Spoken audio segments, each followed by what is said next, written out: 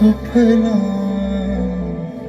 मलयज शीतला सस्य श्यामला मातरम वंदे मातरम। 1908 সালের 11ই অগস্ট কিংসফোর্ডে বন্দে মাতরম বলার দোষে যে বালককে বেত মারার হুকুম দিলেন ব্রিটিশ সরকার, তারই পক্ষে দাঁড়িয়ে ক্ষুদিরাম বসু ও প্রফুল্ল চাকি সাহেবের ফিটন গাড়ি লক্ষ্য করে বোমা চালালেন মুজফ্ফরপুরে। সাহেব নিহত হলেন না, তবু নাবালক ক্ষুদিরামকে ফাঁসির হুকুম দেয়া হলো। আমি হাসি হাসি পড়ব ফাঁসি, দেখবে ভারতবাসী। ও মা হাসি হাসি পড়ব ফাঁসি, দেখবে ভারতবাসী। একবার বিদায় দে মা, ঘুরে আসি।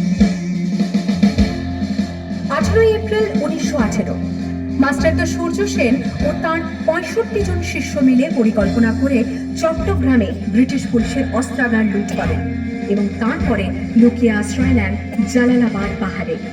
এর 4 দিন পর ব্রিটিশ বাহিনী খুঁজে বার করে মাস্টারদা ও তাঁর সঙ্গীদের। সেদিনের অস্তমিত সূর্য ছিল সূর্য সেনের রক্তের আহ্বান, শোনো আহ্বান, আশীর্বাদ খা বনু পেরিয়ে, দুস্তা বাধা প্রস্তাব ফেলে বন্যার মতো বেরিয়ে। আহ্বান, শোনো আহ্বান, আশীর্বাদ খা বনু পেরিয়ে, দুস্তা বাধা প্রস্তাব ফেলে বন্যার মতো বেরিয়ে।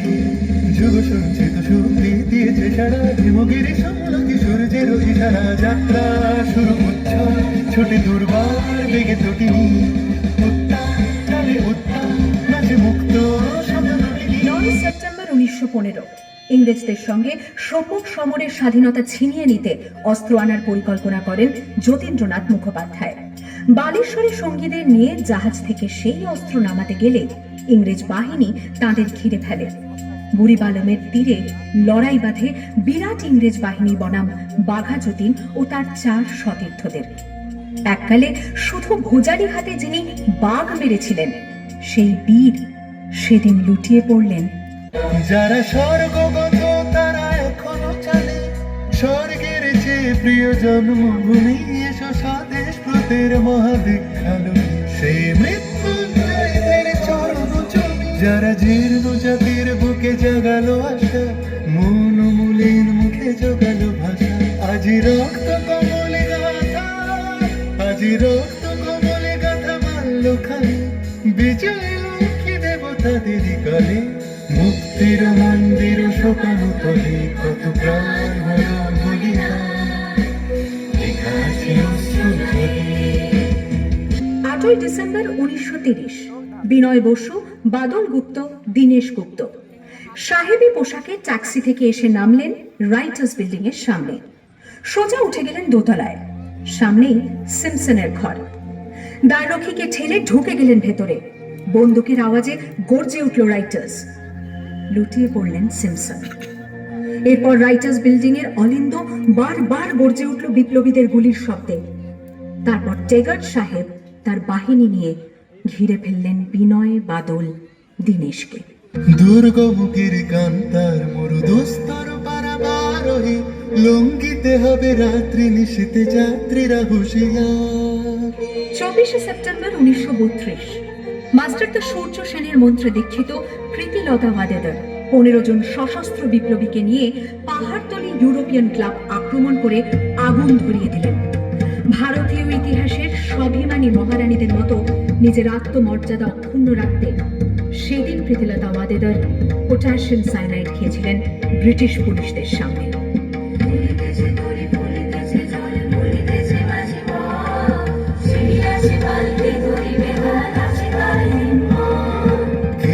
জোয়ান হওয়ার আগে যে ভবিষ্যৎ, এ তুফান ভারী দিতে হবে, পারি নিতে হবে তোরে পার।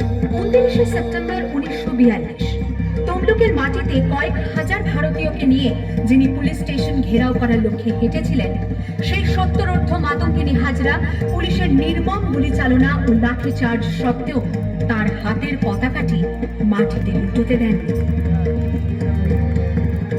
আর ঠিক তার পরের বছর 1943-এর 30শে ডিসেম্বর জাপান সরকারের অধীনে থাকা আন্দামান দ্বীপ সেদিন হস্তান্তর করা হলো ইন্ডিয়ান ন্যাশনাল আর্মিকে। পোর্ট ব্লেয়ারের মাঠে তিরঙ্গা পতাকা তুললেন সুভাষচন্দ্র। এটাই স্বাধীন ভারতের মাটিতে প্রথম তেরঙ্গা ঝান্ডা। আইএনএর commander in chief Subhas Chandra Bose হলেন ভারত, যাকে স্বীকৃতি দিয়েছিল 18টি দেশ।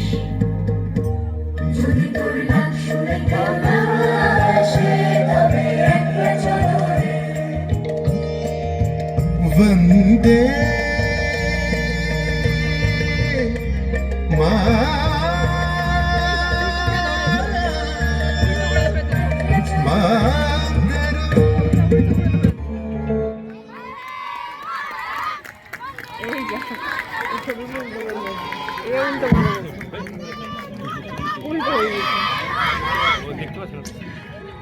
মনীন্দ্রনগর উচ্চ বালিকা বিদ্যালয়ের অসাধারণ পারফরমেন্স আমরা উপভোগ